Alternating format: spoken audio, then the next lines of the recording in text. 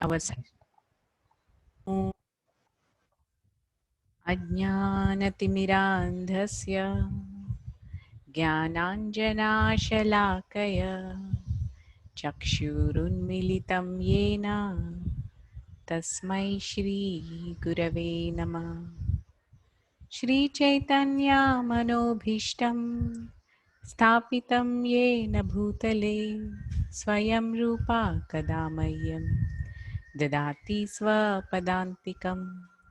वन्देऽहं श्रीगुरोः श्रीयुतापदकमलं श्रीगुरून् वैष्णवांश्च श्रीरूपं साग्रजातां सहगणा रघुनाथान्वितं तं सजीवं साद्वैतं सावधूतं परिजनासहितं कृष्णचैतन्यदेवं श्रीराधा कृष्णपदान् सहगणा ललिता श्रीविशाखान्वितांश्च नमो विष्णुपदाय कृष्णप्रेष्ठाय भूतले श्रीमते भक्तिवेदान्तस्वामिनिति नामिने नमस्ते सरस्वते देवे गौरवाणी प्रचारिणे निर्विशेष शून्यवादी पाश्चात्यदेशतारिणे वाञ्छाकल्पतरुभ्यश्च कृपासिन्धुभ्य एव च पतितानां पावनेभ्यो वैष्णवेभ्यो नमो नमः। हे कृष्णा करुणा सिंधु दीनबंधु जगतपते गोपेशा गोपिका कांत राधा कांत नमोस्तुते तप्त कांचन गौरांगी राधे वृंदावनेश्वरी वृषभानुसुते देवी प्रणमामि हरिप्रिये। जय श्री कृष्ण चैतन्य प्रभु नित्यानंद श्री अद्वैत गदाधर शिवासादि गौर भक्तवृंद। हरे Krishna Krishna Krishna Hare Hare Hare Ram Ram Ram Hare Hare.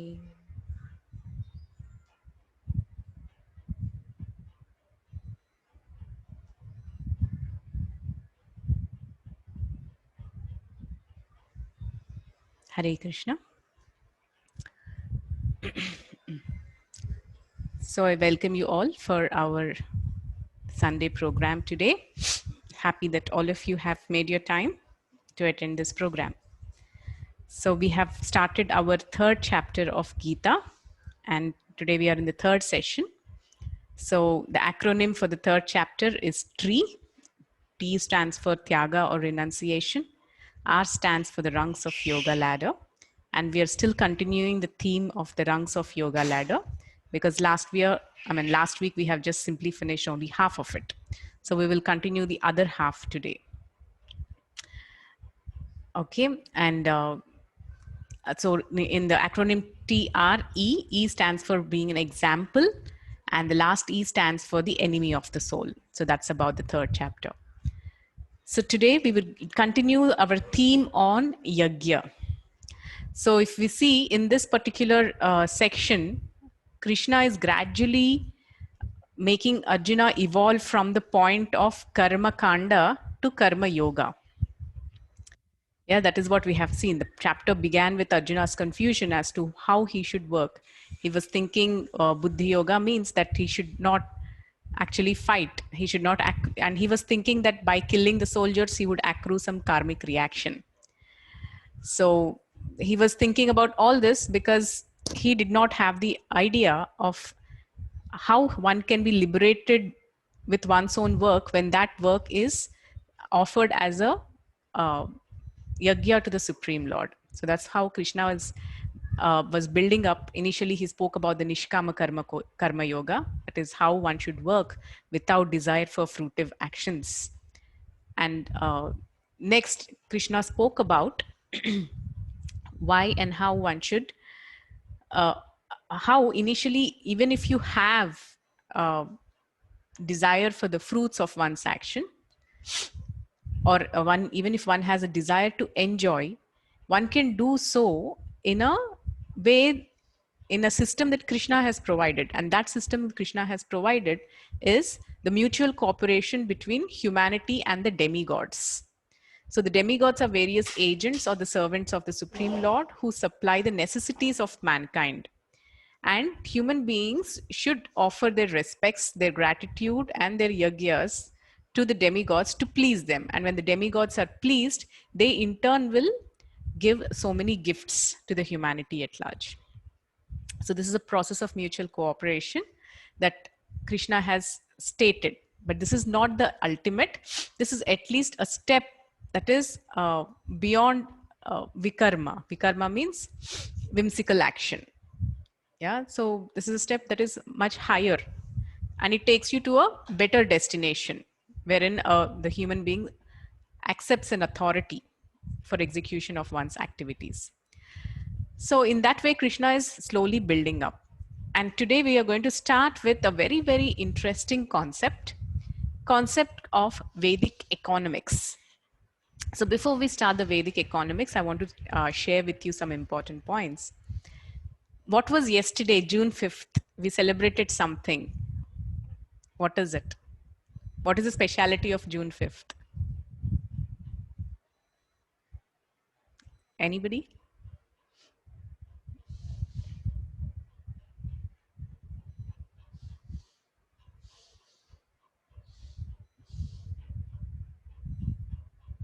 Yes, Shravya, very good. So Shravya said yesterday is the world's environmental day.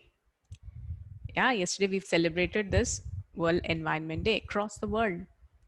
And today, this particular day has become more relevant and more striking in everybody's life because what we are seeing around is such a major imbalance in all the ecosystem around us. And the repercussions of which we are facing today by all of us being locked up, imprisoned in our own houses. I will give you some very striking statistics.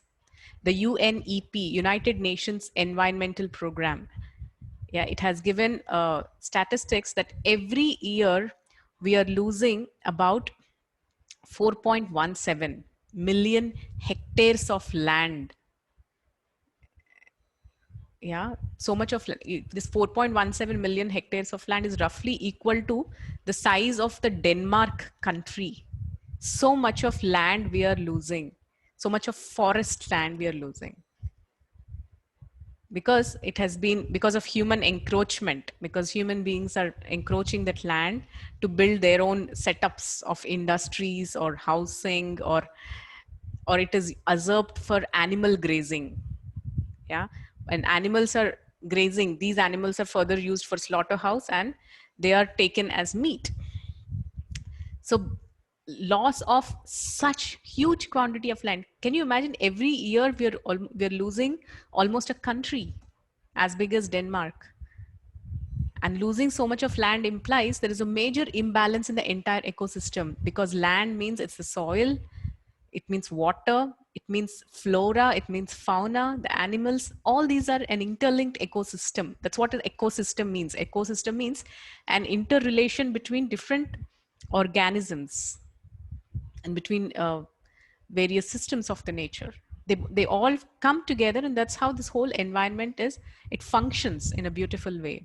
And whenever this ecosystem is disturbed, that's when we face repercussions and calamities in terms of earthquakes or cyclones or natural disasters, and even the current COVID crisis that we are facing today. It's because of the destruction of these ecosystems, because of the major imbalances we are bringing about in these ecosystems, and because of which today, you know, none of us like to be imprisoned in our own houses. We all today, the greatest luxury has become to go out and have a puff of fresh air without a mask. That has become a luxury. The luxury has become pure drinking water. The luxury has become organic vegetables and food that is without synthetic pesticides and which are organically grown from natural seeds and not the genetically modified seeds. All this natural living has become the biggest luxury and opulence. because we have so artificially diverted ourselves away from what is called natural living. So in this and today, better than any other day in the history, these days we are realizing the importance of natural living more and still more, because we are facing the repercussion of having broken the laws of nature, of having meddled with the ways of nature, and having brought in so much of imbalance in the ecosystems because of man's greed. So, Corona as such is a warning to the humanity at large, the COVID crisis. So many people have lost their loved ones. So many people are suffering with such psychological issues because of the pandemic. Yeah, some, and the economy, the so-called our economy we have built, that is collapsing, and it's bringing, the financial crisis is bringing about further and further turmoil in so many people. So it is a time to where we're understanding what's going on around us, but are we coming to the right logical conclusion as to what could be the solution to this, or are we just passing through the phase in a very passive way? So that's up to us to introspect and understand. So this is the theme of today's class, the Vedic economics. So let us see what Bhagavad Gita speaks about this, because the spiritual dimension is something that gives a holistic understanding to any problem of life.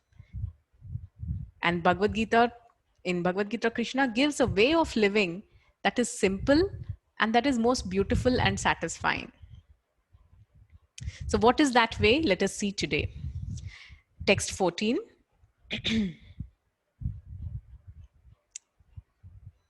अन्नाद्भवन्ति भूतानि पर्जन्यादन्न सम्भवः यज्ञाद्भवति पर्जन्यो यज्ञकर्मा समुद्भवः.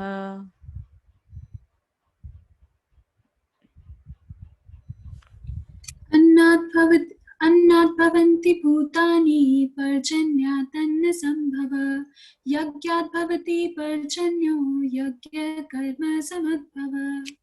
Yes, so one of you please read the translation.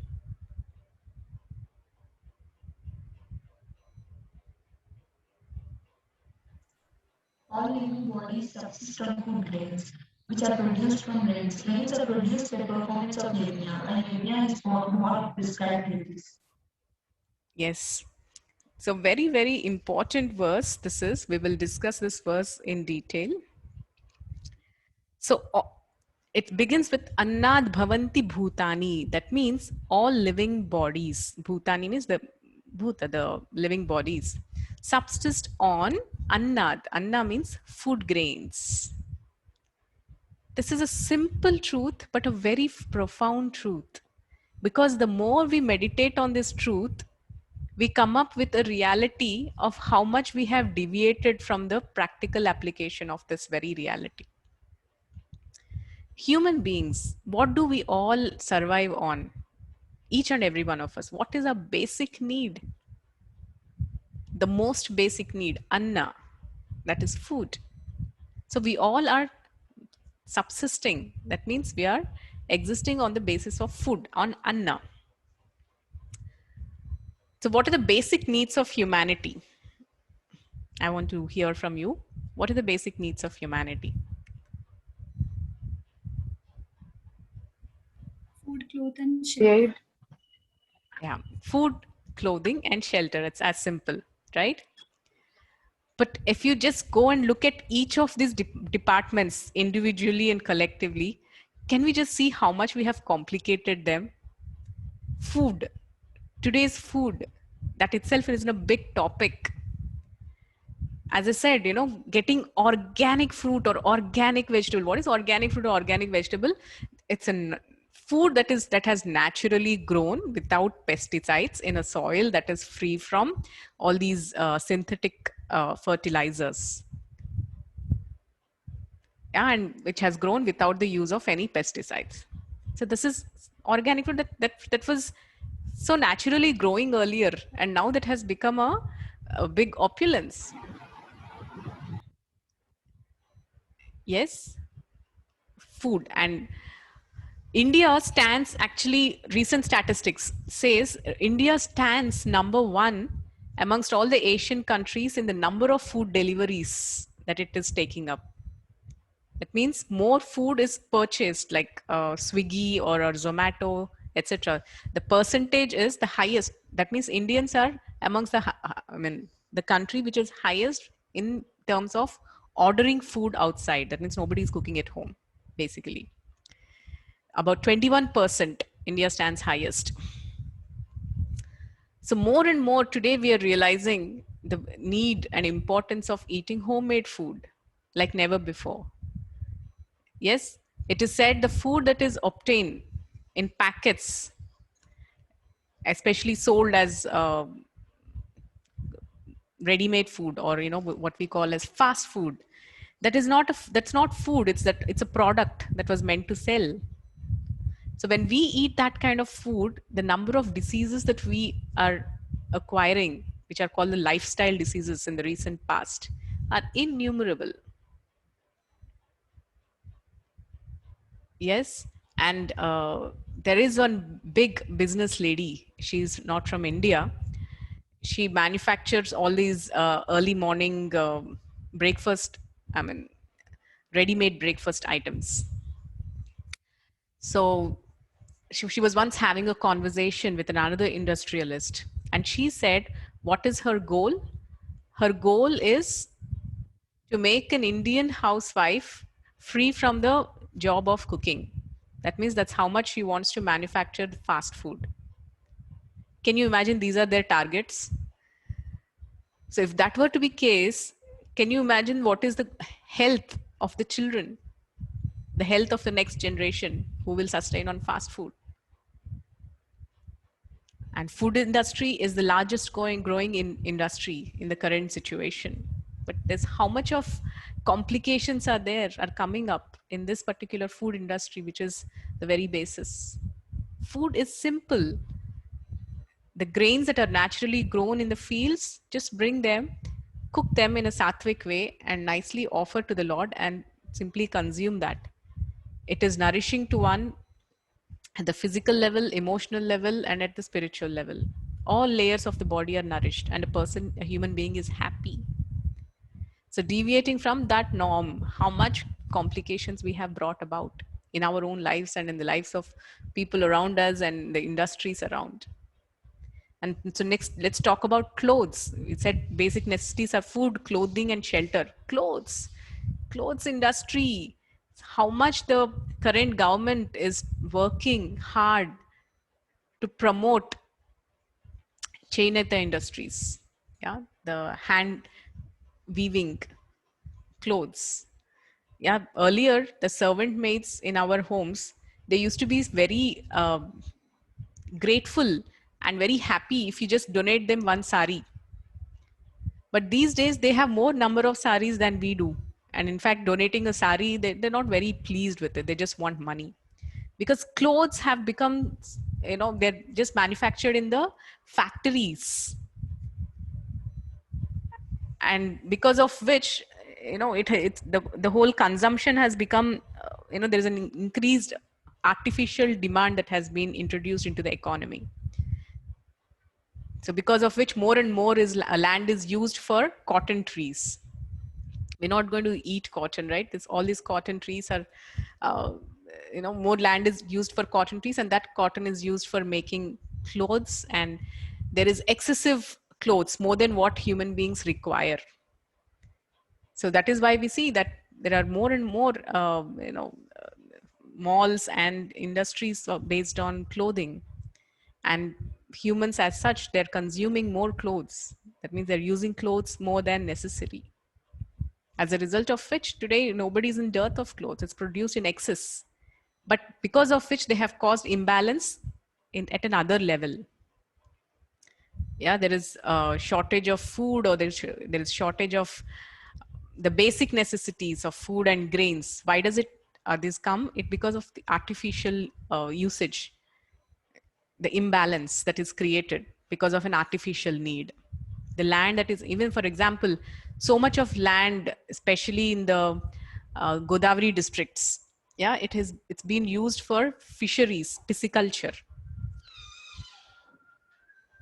And by they're using more and more lands for fish, aquaculture, because that fetches more and more amount of money than utilizing it for growing grains like rice and paddy. So because of this aquaculture, people did make lots of money, crores and crores.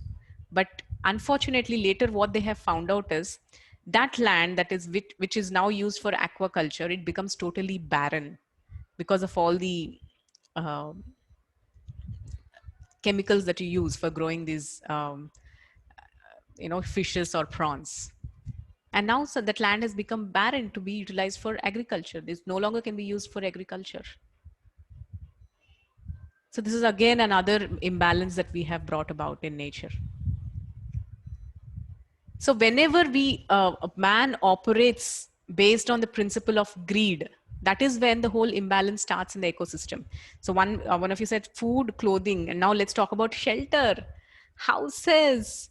You go and ask anybody in Hyderabad what it means to buy a house. They will tell you. Residing in a nice, simple house, it's something everybody can afford. Had it been properly located at different places in villages and towns. But all the villagers rush to the cities, and cities, they artificially hype up the prices. Real estate, my God, it's such a complex thing. Artificially they have priced the land thousands of times more than it's worth, many times more than its own worth. And so many businesses, mafia is running for purchasing and buying of these lands. So even in terms of these basic necessities, so much of complexities are brought in. And what to speak of other things? Yeah, just look around the industries that are coming into picture around us. What are the industries that are that are growing around us? What do these industries produce? What do these industries manufacture?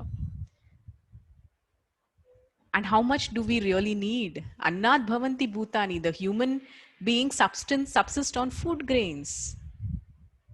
Once Srila Prabhupada, he was walking on the lands of Vrindavan, in the outskirts, and has seen a big factory was being constructed. The whole groundwork was being done. So Prabhupada told his disciples, so much of land which is to be used for cultivating grains is now used for factories. Are we going to eat nuts and bolts? No, we all subsist on simple grains or fruits and vegetables. But the same land that is to be used for growing these things is used for building industries and factories. And it's a very beautiful verse in the first canto of Srimad Bhagavatam, in the prayers of Queen Kunti.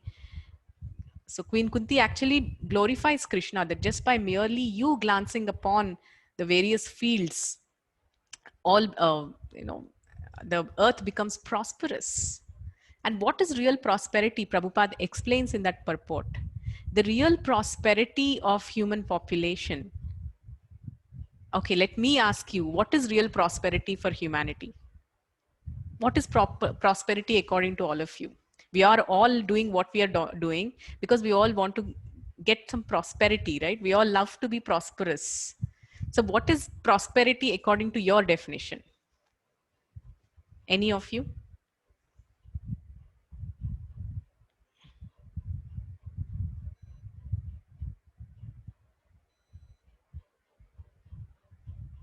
What is true prosperity?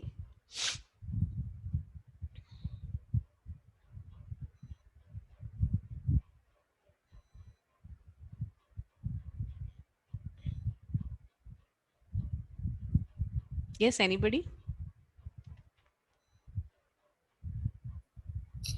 Hare Krishna, Mataji. So, like, I once heard it that any country can become prosperous just by good cultivation and like having like cows and like abundant cows and cultivation can bring prosperity to any country. Excellent, excellent. Thank you for that answer, Pallavi. Very nice answer. Yes, yes, Soumya. Ma'am, I think it is success. Prosperity means success. Success. What is success? How do you define success? Success in what?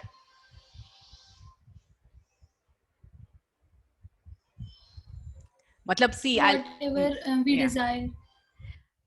For example, a person who has manufactured or made an atom bomb, for him success is to see that bomb actually blast. But is that really success? Can you call that success, and can you call it prosperity? No, Mataji. Yes. The whole country being healthy and happy, ma'am. Healthy and happy. Health and happiness, actually they go hand in hand, right? So health and happiness is fine. That is prosperity according to our Bhargavi. So now tell me, how do we go towards that prosperity? How do we attain that health and happiness? Free education and means hospitals. Yes, ma'am. And food also, food security. Okay. So you're saying that hospitals are going to increase our happiness? Or are they just curing the disease? Yes, ma'am. Means any poor people can access to hospital. Then he can means without going to poverty, he can attain health. Okay, so Bhargavi is saying that if you have more number of hospitals and education is made free and healthcare is made free, that is the definition of happiness. I would say you're talking more about curing a disease which we have artificially created. How about not having any disease at all? Does it sound euphoric or utopian? If everybody has good health, you yourself said health means happiness, right? So if everybody is healthy, do we need hospitals? No need, ma'am. Exactly. See, currently now everybody, these are actually some statements of some film stars. Actually, they started making some gross comments these days that had we invested more on hospitals, our India would have been more prosperous. But that's a very, very superficial understanding, and that's a very foolish conclusion, let me say. We need to understand from where the problem is arising, and we should try to find out ways to actually remove the problem, not concoct solutions to the problems that we are created. I'll tell you what your problem and solution is like. So today man wants to run fast and he wants to move really fast. For that ambition, he has created a lot of motor cars. Yeah, a lot of motor cars. That is, you see that these days, in fact, the cars industry is booming much more. You have Mercedes, you have Audi, you have whatnot.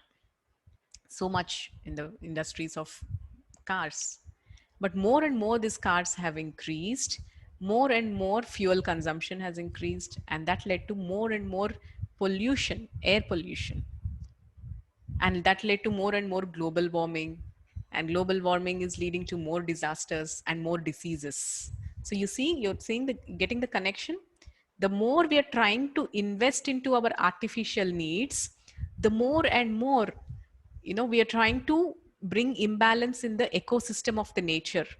And we are doing a lot of patchwork things to patch up the problems we are, creating to bring solution to our immediate problems. We want the comfort of moving fast from one place to another. So we have created vehicles.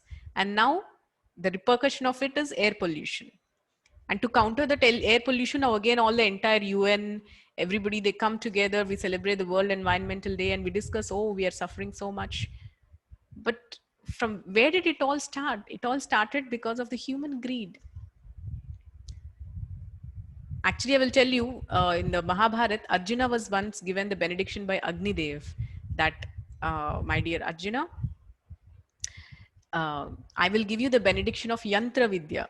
That means with this benediction, you can manifest any yantra you want, any machinery you want. I will give you that mystic potency. Actually, Arjuna rejected that benediction. He said, if yantra is not good for the human population at large, so I do not wish to have it.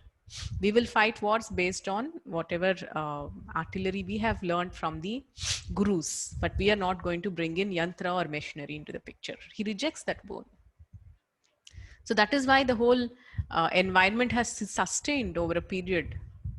But right now, with growing industries and factories that are just manufacturing so many artificial necessities, they're manufacturing necessities and needs, and they just want to increase their own income.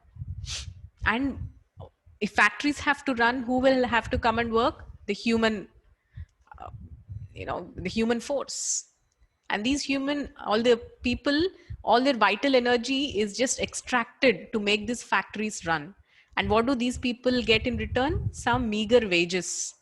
But these, the people who have started the factories, they are the ones who are lavishly enjoying. Yeah, they have their day by enjoying in a very beautiful way. But these people, all their energies is sucked up in making these factories run. Actually, what is the purpose of this human energy? All the vital, it is said, the most beautiful way of living is simple living and high thinking. The necessities of the life have to be made very, very simple. And high thinking, utilize the remaining, the energies that you have for the cultivation of spiritual knowledge. These ways, you live happily in this world, and at the end of life, you also attain a very good destination. This is intelligence. But instead of simple living and high thinking, we all are these days simply living and hardly thinking. Yes. So as a result of which, we are seeing so much of complication around us. Economy. What is economy? Economy is a very, very important aspect of life. Artha, dharma, artha, kama, moksha. It's a second purushartha. Yeah, but how this economy, what should be the economy like? The economy should bring about prosperity. The economy should bring about satisfaction. The economy should bring about happiness. But unfortunately, the current economy, the way it is going, I'm sure, the economy, the growth of economy means also growth of anxiety in people. Yeah, the growth of mental diseases. But actually, Vedic economy is such that it brings about true prosperity, and it gives human beings also the sufficient time and energy for spiritual cultivation. This is Vedic economics. And it brings real satisfaction to every person. So, as I said, our discussion was, what is true prosperity? In the first canto, Srila Prabhupada writes, the true prosperity of human beings lies in the gifts of nature. That's how I even started the class with, right? These days, the biggest luxury is to have fresh air to breathe, air that is free from pollution, to have proper water to drink. The current water that we are drinking, the so-called RO water and the water that we get from outside, the bottles and all that, that's not good water at all. In fact, that's affecting our system so badly. The drinking water should be alkaline, but if you see, most of the water that we are drinking is acidic. This acidic water is increasing the number of diseases in the body. More and more people are dying young with no history of any illness whatsoever. Why? Because they're deprived of these basic necessities. So as I said, these simple things which were freely available, the fresh air to breathe, the water to drink, and naturally grown vegetables, these three have become such scarcity Why? Because of the mismanagement by the human society. In the mad rush for artificial needs, man-made needs that were created. I'll give you a small example. The lipstick that we use, yeah, it has particles of mica in it. Actually, most of the lipstick, to get that shimmer, that shine on the lipstick, they use something called mica. And do you know how this mica is produced? It's available only in some parts of India. And to bring that mica out from the surface of the earth, it's available underneath the surface of the earth. Small kids, yeah, they have to go on, below the earth and start digging, in fact even risking their own life, and they have to bring the mica out, that which when used in the substance of the lipstick, that's when it gives that shine. So can you imagine, for this shine of our lips, what we are actually doing to the people? Isn't it violence? So this is how, when we fail to see the interconnection between the things that we are using and what it is causing to the environment around us, to the people around us, that is when we are cut off from nature, from our surroundings, from our fellow beings. So that more and more we begin to live a selfish life, a self-centered life, which is very unfulfilling at the end of the day. So we need to understand these interconnections, how everything is interconnected and ultimately connected to God. When we begin to understand these connections and make these connections, that's when environment even reciprocates. Like, for example, these days, it's a very interesting feature that when so many are putting efforts to plant and, to like barren fields, they're taking up and they're trying to cultivate those fields into lush green fields. When you invest and try to help nature to again come back to its original natural greenery, the nature also reciprocates. That there is a wonderful eco village called Govardhan Eco Village. It's in Vada. I can send you sometime the documentary. They have started this project few years back, and it was a barren land. Not much is there. Here and there, a patch of greenery. They have started this organic farming slow by slow, and initially they did have to invest so much to actually do rain harvesting and bring in water to cultivate the crops and all. And now all these crops and the fruit crops, they have grown into trees. And when they started growing into trees, what happened is, the birds come and start eating the fruits, and when they start eating the fruits, they also consume the grains. And the seeds through their stool, it passes, and it's spread at different places. They fly and they spread it at different places, and whenever these animal droppings reach the ground, they again grow into more trees. So in that way, the whole vegetation has expanded. This is how the ecosystem works in a very interconnected way. Can you ever imagine what human beings are trying so hard to do? Simple birds can do. Simply by this is how everything is created by Krishna's system. We don't have to work hard to actually manufacture forests were already there, but somehow artificially we have destroyed them. But even if we work towards bringing back the forest in our own little way, the nature responds, seeing our reformed status. And how nature responds, this is how the birds, they started coming and eating the fruits, and the pollination took place all around, and more trees started growing. And now there is no need for any artificial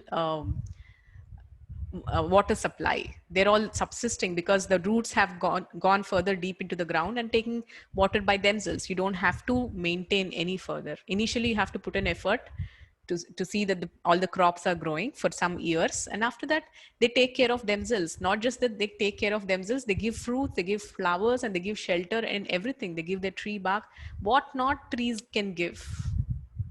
And not just that, the various animals in the ecosystem are helping spread the whole ecosystem, expand the whole vegetation. This is how nature reciprocates. when we can reform ourselves and go back to nature and try to serve the nature. Mataji, Yes, Soumya. Mataji, today industrialization and manufacturing are the sign of, they are considered as the sign of development for a country. And as a result of which we are facing a lot of complications like environmental pollution and all. So Mataji, in this race of becoming the superpower for a country, ma'am, how can we stop that cause? Because we can't stop industrialization. As you said that if we don't need hospitals, then it would be fine. Mataji, then what we can do to stop that cause? Yes, very thoughtful question, Soumya. So it begins with thoughtful people like all of you. I will tell you, the first Prime Minister of India who has come in, he came up with a slogan that factories are our temples. And so many policies were made just based on that understanding. So these policy makers, they make such policies based on false understandings. That is when the whole nation, it has to suffer. Yeah, so that is why Swami Prabhupada actually many years ago at the time of independence, he was so keen on bringing the principles of Bhagavad Gita to the leaders of the society. The leaders of the society have to be educated on the principles of Gita, on the principles of Isopanishad. When they are educated, that's when they bring about policies that are aligned with these laws of God. So when the top person himself is thinking factories are temples, that's such a misconception. How much of human energy is squeezed into just addressing the artificial man-made needs, which neither satiate the human heart nor bring about any happiness, either for the people who are working or the people who are enjoying the goods. So how do we counteract that? That's where bring about the Bhagavad Gita revolution. That's why we need the Bhagavatam revolution amongst the educated. So it has Mataji, we can just make a balance instead of stopping the cause, because it is too difficult in this time to stop the cause. Don't you think? So so how to do it is the next question. So it's not that immediately we stop working outside and go into the lands and then start tilling, start agriculture. It is not suited for everybody. Yeah, not everybody can make such a leap change in one's lifestyle. So we have to begin somewhere. That is why for the age of Kali Yuga, Sankirtan Yajna is prescribed. Right now, whatever duties that you are doing, fine, the Varnashrama duties are all totally topsy-turvy currently. Varna means that's what, all these factories and all are there. The systems that are made, they're existing. Overnight, it is impossible to just turn away all of them and just go back to the land and start a completely nature-centric life. But we have to start. But at the same time, we cannot ignore the reality and live in darkness. Because the more we tend to live in the darkness and just ignore the reality, more and more, warning bells comes like COVID. What we are facing right now is a big warning bell, because we are not catering to the warnings that nature has been offering time and again about the imbalance that we are creating in the ecosystems. So intelligence means understand from where the problem is coming about and try to address the root of the problem. And in our own life or lifestyle, bring about changes that can help us address these problems. And at the same time, we understand from Gita that the problems are arising because yajnas are not performed. Yeah, just now, that's towards the end of this verse, there's it said yajna karma samudbhava. The yajna is born out of prescribed duties.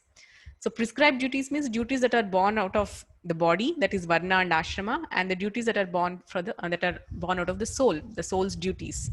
That is the Sankirtan Yajna, chanting of the holy names, etc.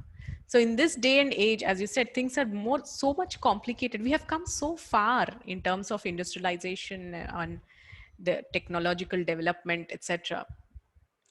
at least if we can become aware what are the complications we are causing because of the human greed. So there's a very wise saying, before cleaning the external environment, it is important to clean the ecology of our own heart. So the kind of complications that we are seeing around in the nature and the industries around us are born out of human greed, not need. Those that are born out of need, they sustain. Those that are born out of greed, they complicate. It's a simple understanding. So whatever technology currently is there, like right now, even we are using technology for this class to run. Yes, I'm using this. I'm using a mobile. I'm using the webcam, the laptop, whatnot. So Swami Srila Bhaktisiddhanta Saraswati Thakur, great Acharya, he says that is called Yukta Vairagya. Yukta Vairagya means utilize whatever you have in the service of Krishna, for forwarding the purpose of Krishna, for putting into the principles of putting into action the principles of Gita. So whatever you have, utilize it for that. In that way, everything is fine. So what the actual change that is to be brought about is, it starts here in the inner ecology, wherein we begin to understand our interdependence with nature, with people around us, and our dependence on the Supreme Lord, and act responsibly.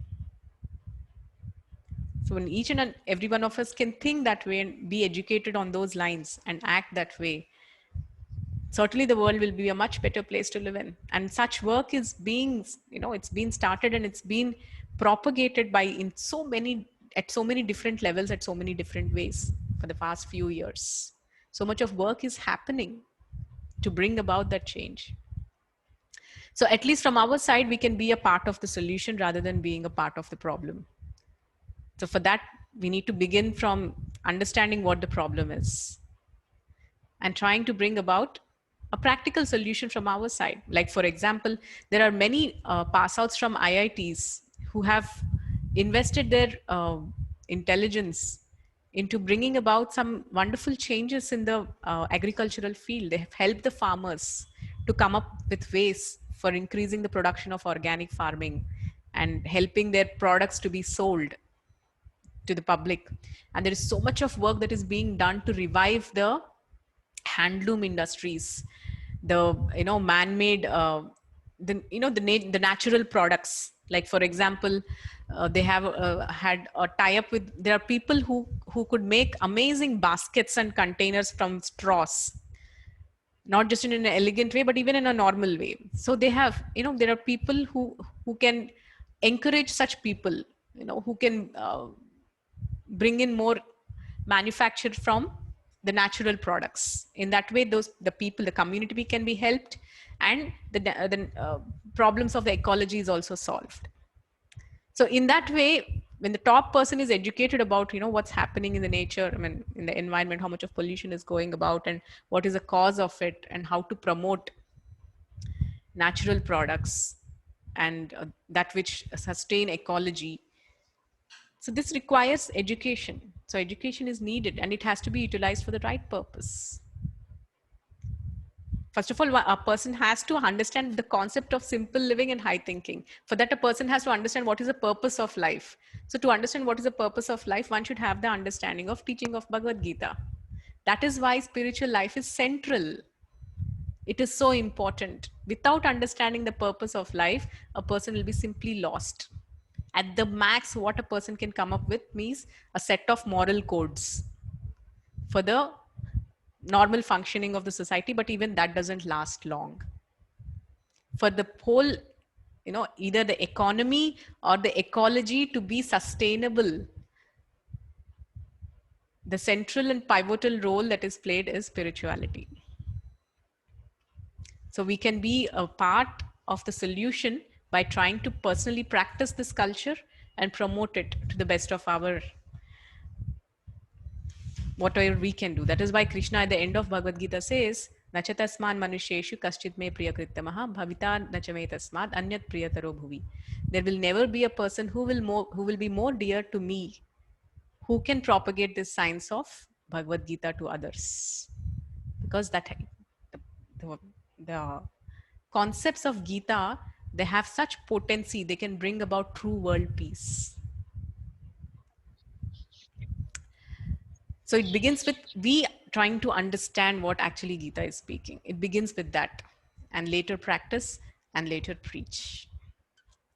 Okay, Mataji. So it's a Thank you. journey. Yeah. Okay, Soumya. So actually, as Pallavi told us, she said that, what is true prosperity? She spoke about cows, agricultural land. So that's a very good answer. It is said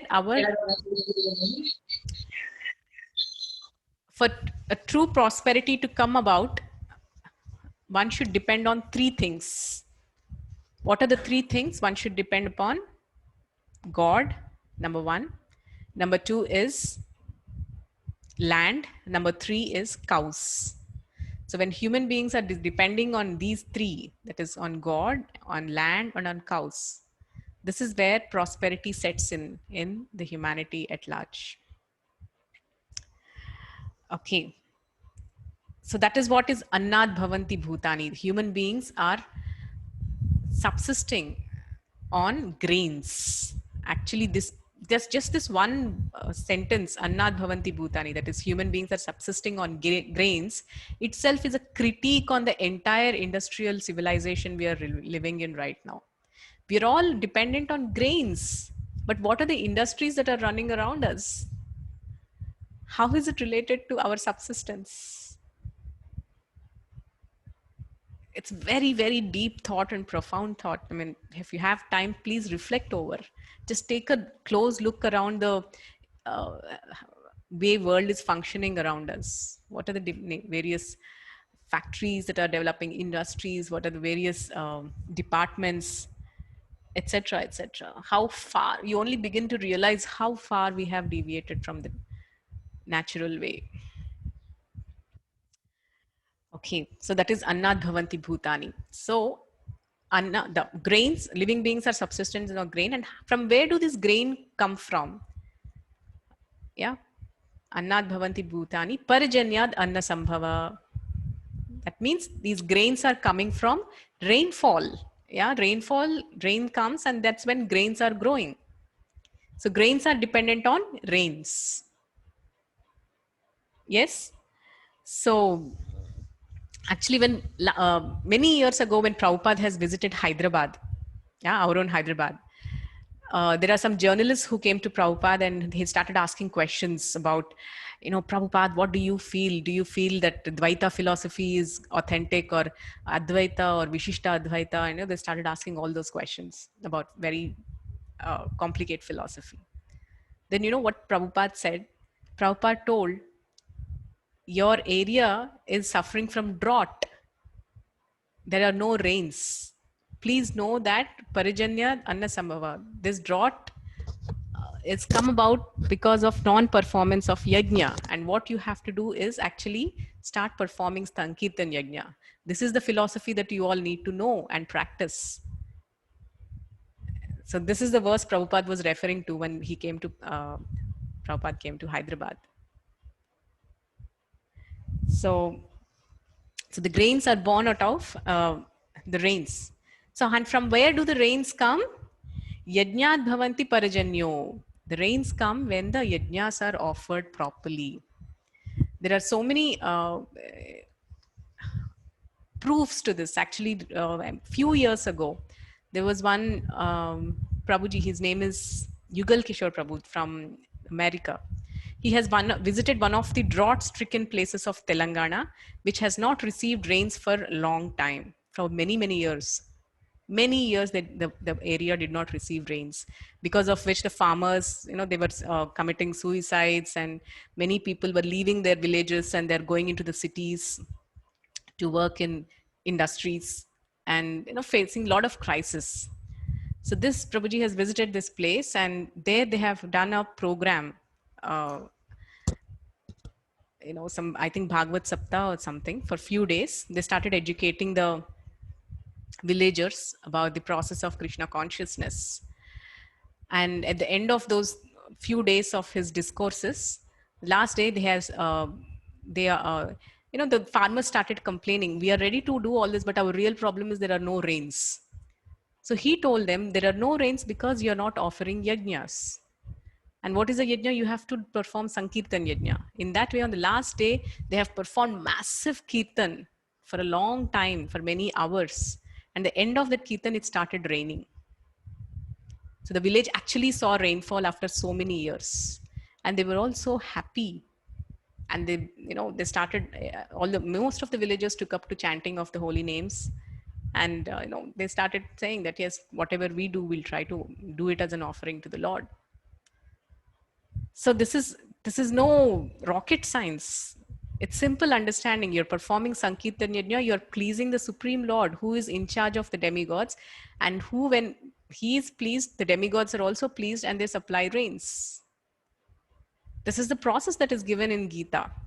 So do we trust the process that is given in Bhagavad Gita by Krishna himself?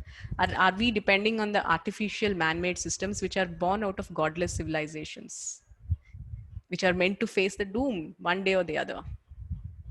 So it is up to us to know where we have to repose our faith. Okay. So in this purport, Prabhupada is telling that just like right now there is the whole pandemic going on. So how do we protect ourselves from the pandemic? By taking vaccination.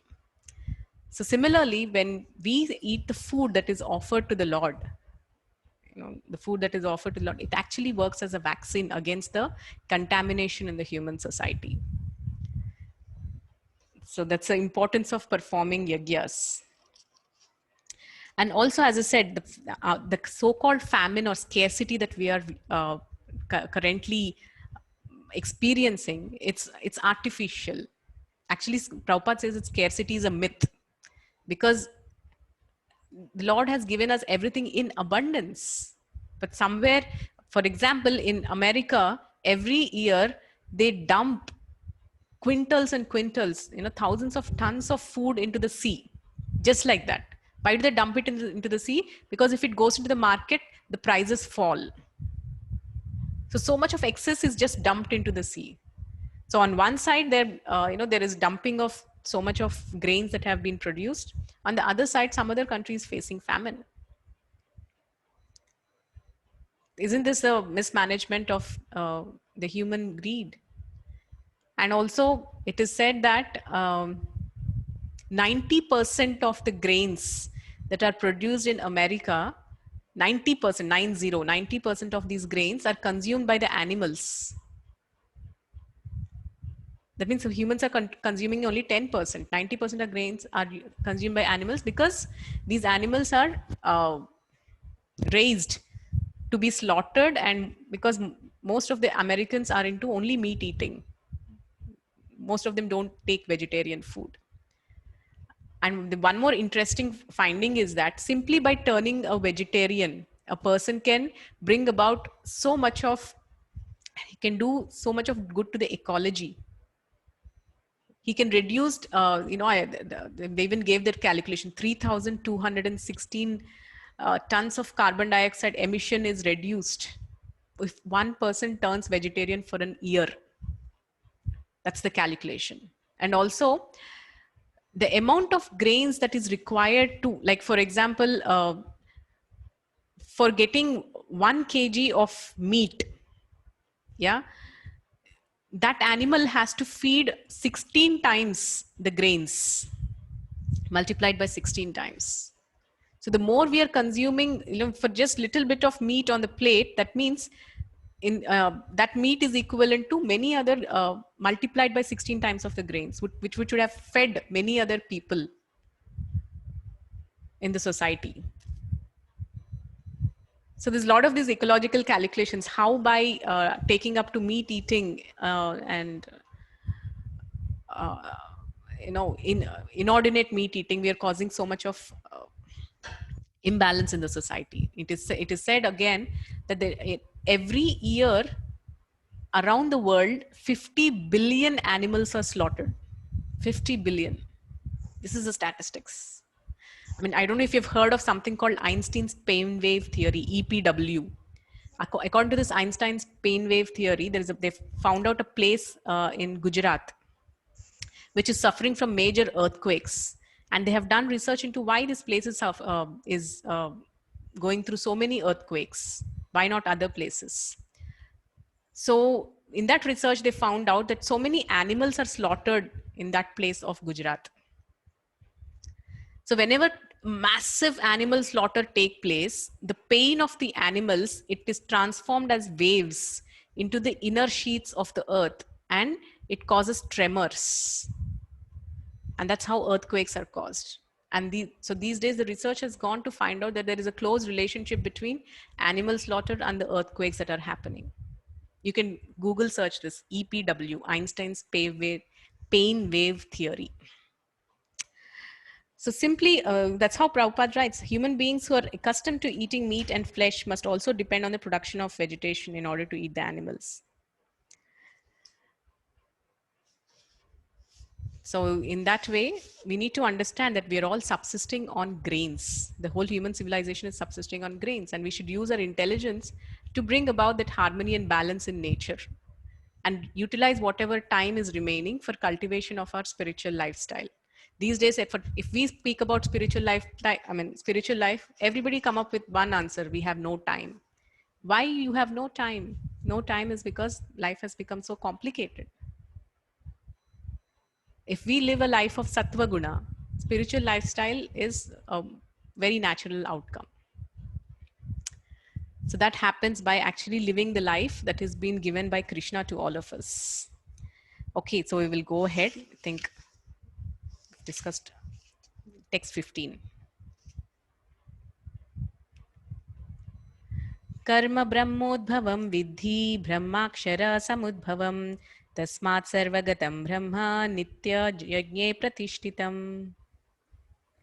Karma brahmodbhavam vidhi brahmakshara samudbhavam tasmat sarvagatam brahma nityam yagne pratishtitam. Yeah, translation. Regulated activities are prescribed in Vedas, and the Vedas are directly manifested from the Supreme Personality of the Godhead. Consequently, the all-pervading transcendence is eternally situated in the acts of the sacrifice. Yeah, so this is a continuation of the verse we have learned before, Yajnarthat Karmanonyatra. So recently, I remember our Saumya has asked a question that for Krishna, the karma, I mean, for yajna, the sake of yajna or yajna purusha, the karma has to be performed. But what is that karma that one can perform and offer it to the Lord? Is it any karma? Can any karma be offered to the Lord as yajna? Or is it only some kinds of karmas? So this is where Krishna is telling that these yajnas or these karmas are prescribed duties that are given in the Vedas. So when these acts are offered as sacrifice, that is when they are accepted as yajna. It's not that we perform acts that are against the codes and conducts of the regulated ways of scripture and then offer it to the Lord. No, you cannot just go and meddle with the nature and offer it as a sacrifice to the Lord. That cannot be offered, right? It is like, for example, you have started manufacturing genetically modified seeds, or you're injecting hormones into certain vegetables and seeds to increase the growth. Can that be offered as a yajna to the Lord? No, it cannot be. It's a vikarma. See, the earth is trying to, when you're finding some kind of a scarcity in what the earth is producing, it's a warning bell that somewhere your yajnas are going wrong. But you don't take that as a warning, but you actually try to exploit earth by injecting fertilizers and artificial synthetic man-made things, and also modifying the genetic structure of the seeds to bring about yield throughout the year, in fact many times a year. That means you're exploiting nature, and there are major repercussions because of that. So that is, all these comes under vikarma. And these vikarma cannot be offered as yajna to the Lord. So what can be offered is offered as the prescribed duties that are given in the Vedas. That is why it requires expert guidance. But that's why towards the end, Prabhupada also says in the purport that in this age, day and age, where we are living in a part of, we are part of a system, we are part of a society, the exact following of one's dharmas of varna and ashrama, it's not possible, but it's not impossible at the same time. One should try and strive as much as possible to live a life that aligns with one's varna and ashrama. But at the same time, one can effectively perform yajnas by offering the Sankirtan yajna. That is why Sankirtan yajna is the most practical yajna that can be performed by Kali Yuga. That's why it is called Yajnair Sankirtana Prayar Yajanti Sumedhasa. The intelligent people of the age of Kali perform Sankirtan Yajna, because Kali Yuga means it's an age of complexities. Kali Yuga is an age of degradation. Kali Yuga is an age of quarrel and hypocrisy. So it's a very complicated and degraded age. So this, all that is happening around us, we have to be aware. And at the same time, for the solution, we should first try to understand that Sankirtan Yajna is what actually works. Okay, so that's a two-way approach of how to deal with the problem. Text 16. Evam pravartitam chakram nanu vartayatvihaya aghayurindriyaramo mugham partha sajivati.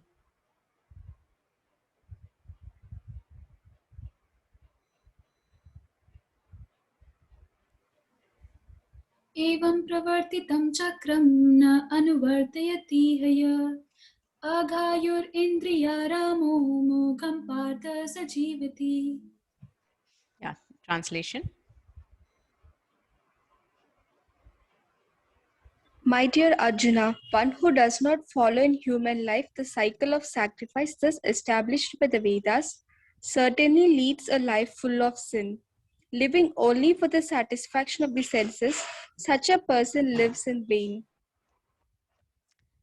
Yeah, so Krishna is telling the other side of the story also.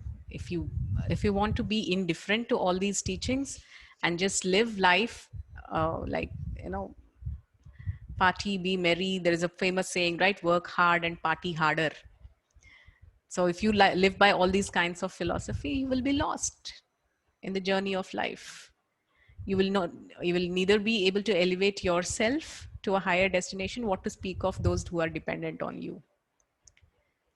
So Krishna is telling clearly, so who does not follow, they certainly lead a life full of sin. And these sins actually come as repercussions. Sometimes we say, right, there's such a war broke out and so many people were killed, even the innocent. Why is God so unkind that so many people are killed, and not just the soldiers, but also innocent public and even small children who don't know anything, why they were killed, why there is so much of injustice. No, if you see, it is simply it is called collective karma. Yeah, collective karma. The people, Prabhupada explains that people who have done sinful activities in previous life, so all these people come together in a particular place at a given time, and with one stroke, they're all wiped out by unnatural means, by a war or a calamity, or let's say the WTC, the World Trade Center collapsing. All these are happening. They don't happen by chance. And all the people who are dying, they're not happening by chance also. They're like all these people who have had those karmas, they all come together at a particular place and particular time. And with one wave of an incident, they are wiped out. So this is called collective karma.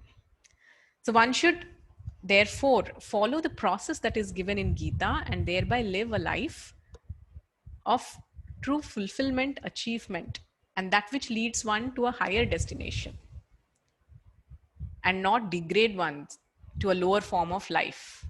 So this is intelligence. So that is all for today. So the next part of it, how to live an example, live life as an example, practicing these, we will see it next week. Thank you all very much.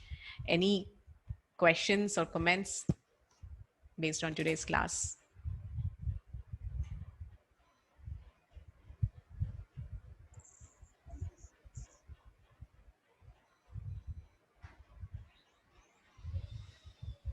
Yes? Mataji, Yeah. Dandavad. Mataji, so the researchers and all that happening is not for good, right?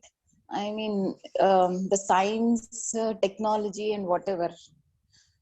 So, I mean, how to explain these things to kids?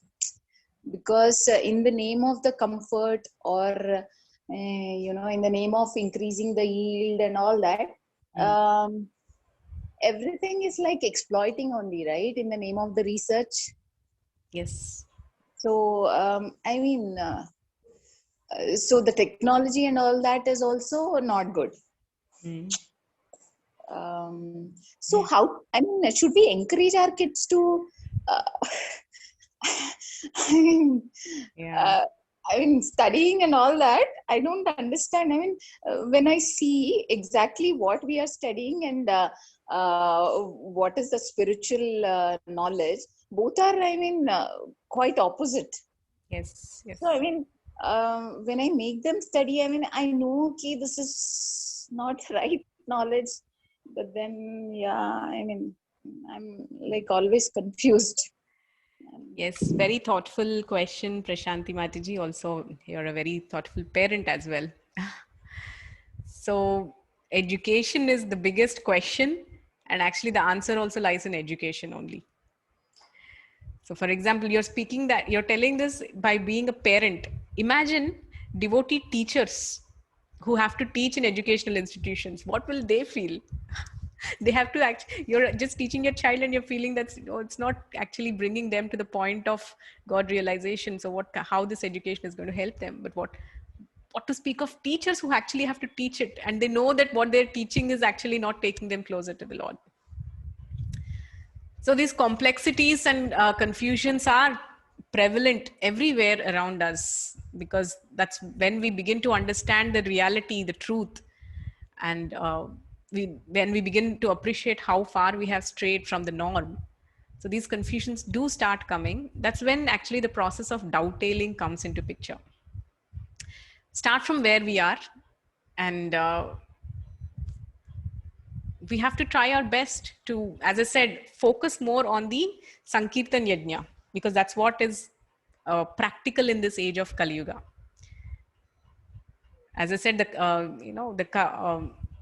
Yajna is born out of prescribed duty, and prescribed duty is of two types: the Swadharma, which is the psychophysical nature, the Varna and Ashrama duties. So what you're telling, all the confusion is there in the Varna, the duties. The education is supposed to train one to develop the right Varna and Ashrama. And the other duty is the duty of the soul, which is to perform the Sankirtan Yajna, the Sankirtan of the Lord, that is the chanting of the holy names or worshipping the Supreme Lord in devotion. That's the duty of the soul. So at least this soul part, if we are executing well, that will take care of most of it, because that's what is practically recommended for this age of Kali. In this age of Kali, one should understand the Varna and Ashrama is distorted. What to speak of age of Kali? In the time of Yudhishthir Maharaj himself, when they wanted to ascertain who exactly is a Brahmana, who exactly is a Kshatriya, that time itself Yudhishthir Maharaj said,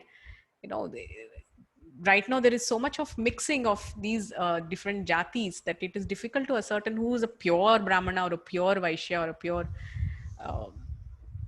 Kshatriya. It's been lost in the Dwapar Yuga itself.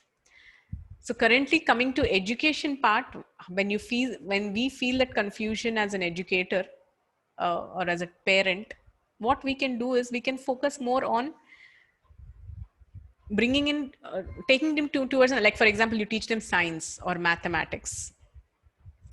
Okay, science outward. I don't know if the Big Bang theory is still existing in the syllabus. Such things you can outrightly explain them scientifically how they are wrong. And mathematics, yes, and all these subjects are required to prepare them for a Varna, to execute their Varnashrama duties. Tomorrow they have to grow up, and they have to, if it's a boy, he has to grow up and he has to maintain the family for which he has to earn. And to the extent possible, you can try to be a part of the solution. That is, get into areas which actually, like for example, I said there's so much of good research that is going on in terms of how to increase organic farming and natural living. A lot of this research is going on, and it is propagated in the IITs. It's starting there, and it will also come down to many of the other institutions and into our education also. The change has to take place. Right now, we are in a particular situation where everybody is realizing how much we are facing the brunt of the nature because of meddling with it. So certainly people are working at different levels, and certainly reformation will come. It has to come. It's high time. We've got enough warnings. So, and also while educating the children, we have to consciously choose the systems that we are putting our children into, and be expert mentors in their life by we knowing the knowledge of Gita or other Puranas, Itihasas, etc.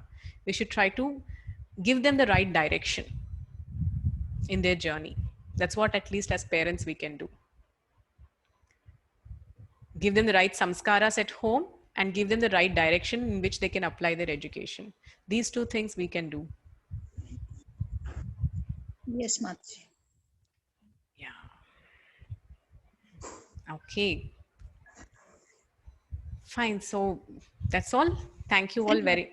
Yeah. And Mataji, one more thing. Yeah. I mean, should we encourage girls in career, to take up the career, and you have to achieve something like that. I mean, because I don't believe in that, because that's always I mean, it's like they have to go with a lot of guilt and a lot of sacrifice, a lot of things. I mean, especially for women. But then outside things are not like that. So I don't know whether I'm doing right or wrong.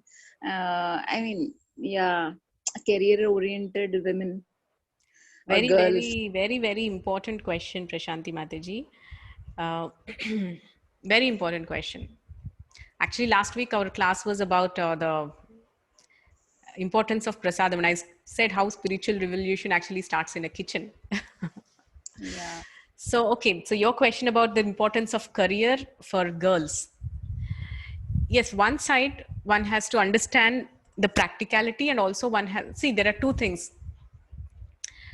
One should understand scriptures, their message, and one should also learn to apply them according to time, place, circumstance. So this requires little expert guidance. So in everybody's situation, it is different. But the general principles are that girls need to be trained in their duties of their ashrama, and they also have their varna, by which, for example, in the previous ages, the women who were born in the royalty, they were also trained in all the military arts, because whenever there is, it is called apad dharma. Whenever there is emergency, they raise to the situation and they can execute that duty of theirs. That's what happened with Satyabhama and Lord Krishna himself. Krishna, when he went for a fight against Narakasura, he took Satyabhama along with him. In fact, even Satyabhama also fought for some time. And so history is replete with women who were, trained in their varna very well. So actually the purpose is that whenever there is a need that arises in the family, they would rise to the occasion. And Kali Yuga is age of uncertainty. We never know how needs might come. So women has to be trained to actually be self-sufficient when the need comes. Yeah, a need has to be underlined here. At the same time, the most important thing is being actually trained in their dharma. Yeah, women have and that which is lacking so much in India today, not just India, and the whole world. Women and men, they have two different responsibilities to take once they enter the Grihastha ashram. But unfortunately, the training that they're receiving is the same. They go to the same school, they get the same education. That is why both of them want to be equal even after marriage. But actually men and women have complementary roles to do. They don't have similar roles, they have complementary roles to perform. That is, the male has the responsibility to protect the family and also to actually earn the earn the living, the livelihood. And the woman's nature, her body, etc., is designed in such a way that she suits to bring the warmth in the house, to maintain the home, to take care and love, to give her love, affection, warmth, everything to the children. That's what her natural body is made for. So when these two people execute these two duties by keeping Krishna in the center, just by executing these two duties, by keeping Krishna in the center, the whole family can go back to what it is. That's how simple Krishna's system is. See, Krishna's system is very simple, very natural also. Based on the body you are given, perform your duties and offer them to the Lord, go back to Godhead. In this way, in this life, we are happy. And after leaving the body also, we are happy. But we have complicated it so much that there is so much confusion about, what should be my role. Women who are highly successful in their careers, if you go and ask them, what do you feel about your family life? Most of them, they answer that if you get success you cannot have both. Either be a great a person in your career, a CEO, and then understand that for this position, I have sacrificed my family life, and my children are not going to be very great examples, and they are just left to explore on their own. And family cannot be as balanced as when a woman can entirely give her time for the family. At the same time, for a lady who's educated, who gives time to family and gives her energy in raising children and contributing to the growth of the family by being at home, she should understand that she has made some sacrifices on the on the varna side of her. She could not express her varna completely. So both sides of these both sides of the coin are there, and one should know what one is getting into and not regret.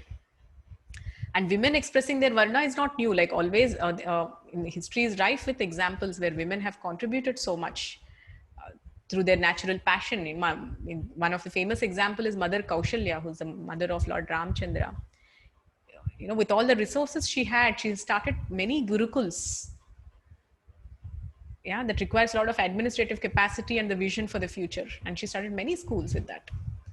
So that's a great community project that she has taken up.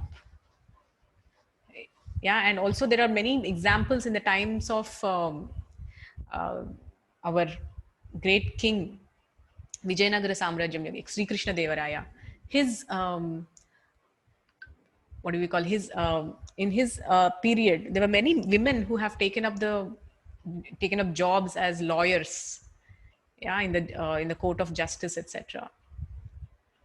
So varna can be expressed, but one should understand that it need not necessarily be totally balanced with it has to be balanced with the one's ashrama dharma also, but both cannot go together to the highest level. That is why I'll tell you, Srila Bhakti, on the day of appearance of Srila Bhaktivinoda Thakur, one Prabhuji has given this this understanding.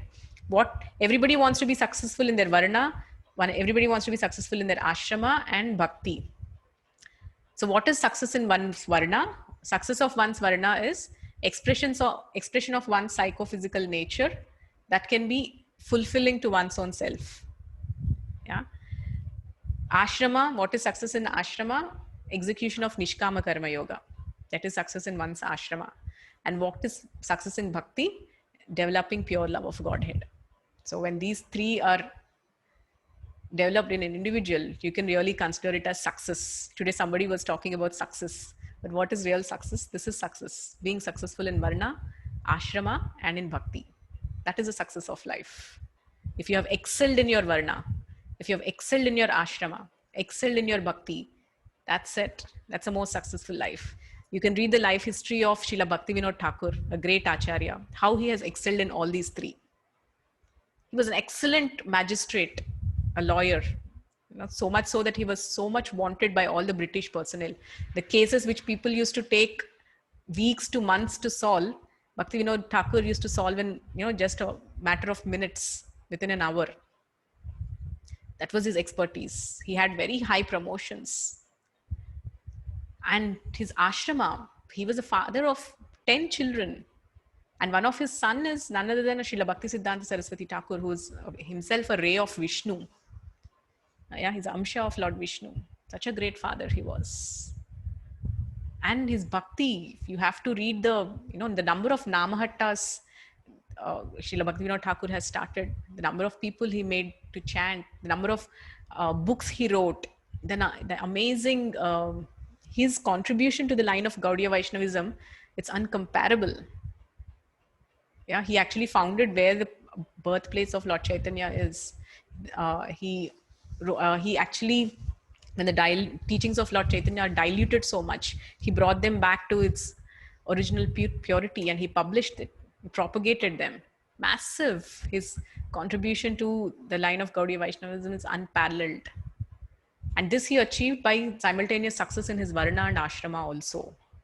So that is a topmost example. So when we read the biographies of such great souls, we get some understanding of how to balance all these three and achieve success.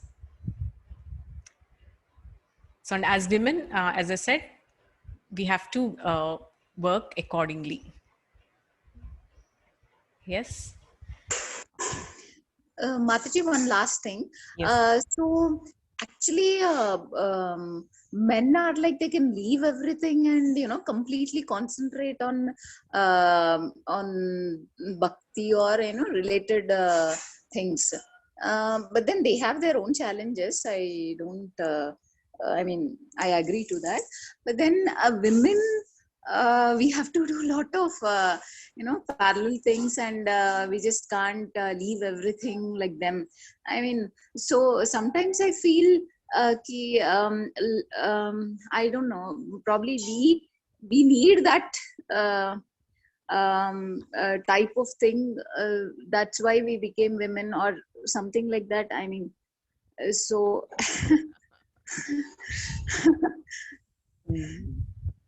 So why we became the women, I wouldn't address that question. That's desires and what we deserve. That's what is based on which we get our body. And how women, it's not that women are at any disadvantage in performance of bhakti. In fact, actually, if a woman being a simple housewife, she can execute bhakti in a much easier way. Cooking bhoga to the Lord, it's such a direct way of performing bhakti. Can you imagine a person who the Prabhujis who have to make software and relate it to Krishna? How difficult it is. You have to work 24 hours on the system and then try to connect it to Krishna. Is that easy? Or simply cooking nice bhoga, delicious items, and then offering to the Lord? Connecting that activity, is that easier? Yeah, but when they're doing their work, they can completely be involved in that. But when they're doing bhakti related things, they can completely get involved into that. It's not that always, background, we have a lot of things, it's, family, house, kids, in-laws and all that, lot of things will be there. It's not like completely we can concentrate. Only for some time in the whole day we can do that. Background, that is always there. We have to do this. It's like that. So I'm just... Yeah. This again comes back to organizing our day. That I know Radhesham Prabhu says that Grihasthas means, early morning. Morning is for Krishna. The day is for your occupational duty, and the evening is for family. This is how we need to roughly divide the day into. So, like for example, in my own case, my daughter wakes up around 6:30 or 7. So before that, I'm done with more than 90% of my spiritual activities, my chanting or my reading, my DT worship, everything I complete before that. Because once she wakes up, I need to be with her, take care of her, and take care of the needs of the entire family, get into cooking and all that, etc. So whatever spiritual activities I have to perform, DT worship or Tulsi worship or the Mangalarti or my own japa, Everything I try to complete it before 7 itself. Because once the day starts at 7, from 7 a.m. onwards, all the household chores and then taking care of my child and the needs of the family, it goes on that way, on and on. And the evening, we have a proper wind-up program that is going before going to sleep. Either reading Krishna book or doing some kirtan together.